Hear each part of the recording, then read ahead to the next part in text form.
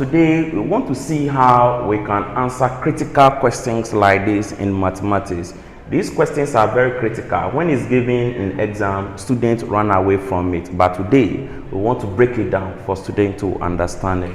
Now, let us look at the diagram. We have been told that this diagram is a rectangle, all right, in which a square is being cut off from the rectangle, and they've shaded part of the rectangle here, as we can see.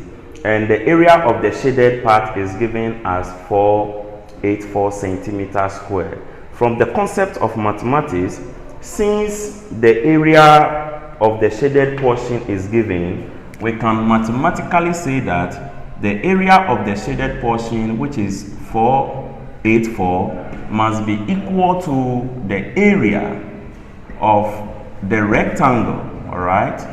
The area of the rectangle minus area of the square, all right? So this will be the mathematical deduction of this number that we have here. So first of all, let us find area of the rectangle. And don't forget, we are looking for x. And for we to get the x, we need to use this concept. So area of the rectangle, what is the formula?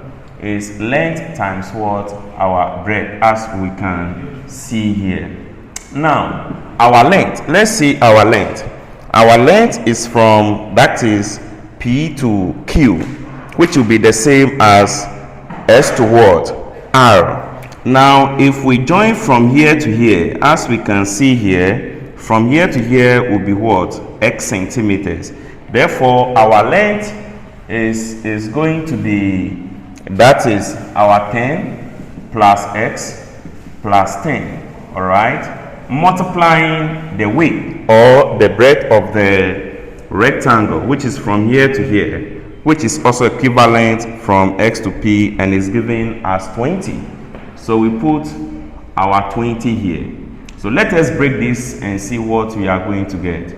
We get 20 here, multiplying 20 plus what? X centimeter what? Squared.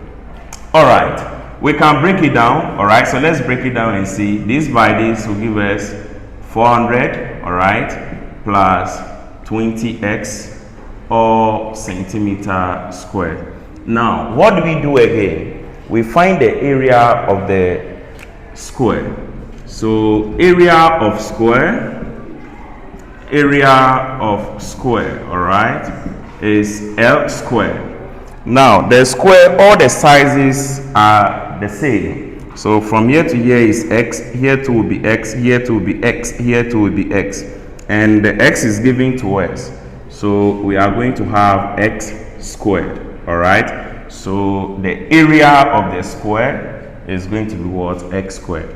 Now we can say that our area of the shaded portion, which is equal to the area of the rectangle, which is 400, all right, plus 20x minus what?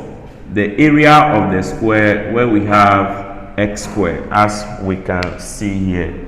Now, from what we have on the board, we can bring the 400 to this side and have 484 minus 400, all right, should be equal to 20x minus x squared, as you can see here.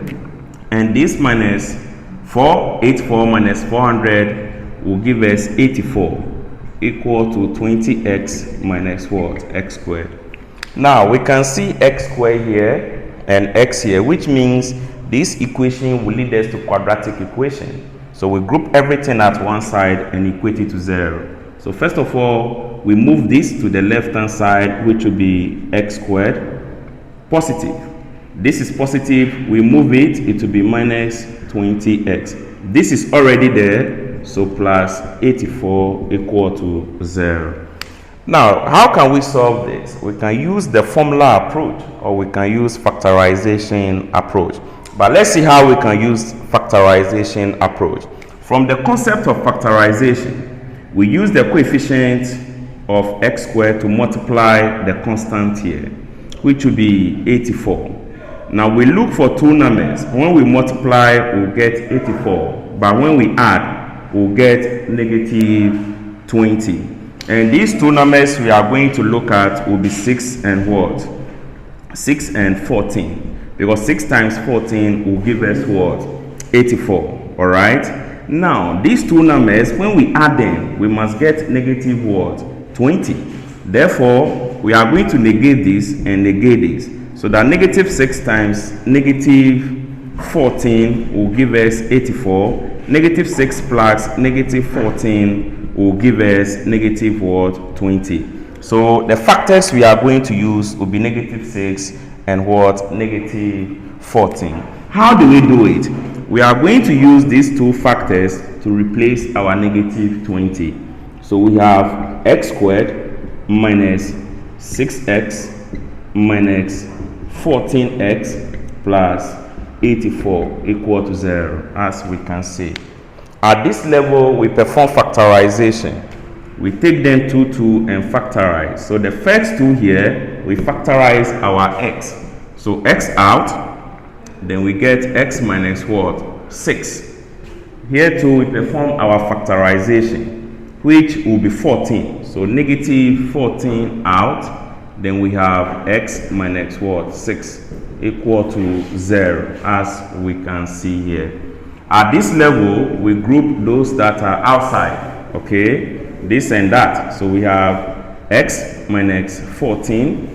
This and that are the same, so we pick one. So x minus 6 equal to 0.